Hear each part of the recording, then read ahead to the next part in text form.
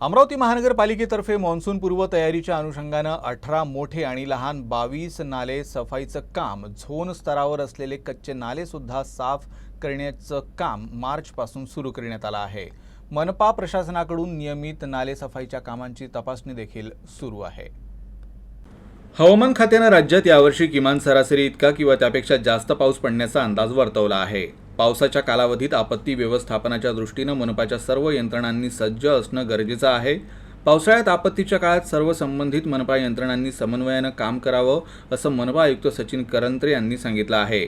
तसंच नाले सफाईची कामं पारदर्शक होण्याच्या दृष्टीनं आणि नागरिकांना याबाबतची संपूर्ण माहिती मिळण्याच्या अनुषंगानं दैनंदिन नाले सफाईची कामं मनपाच्या वेबसाईटवर सुद्धा अपलोड करण्यात आली आहेत। तसंच आयुक्त सचिन करंत्रे यांनी नागरिकांना आवाहन केलंय की नाल्यांच्या पाण्याचा प्रवाहास अडचण निर्माण होणारा कचरा, जुनं भंगार साहित्य टाकू नये। अमरावती मनपातर्फे नालेसफाई झाल्यावरही बरेच हॉकर्स, व्यावसायिक आणि नागरिक नाल्यामध्ये कचरा टाकत आहेत।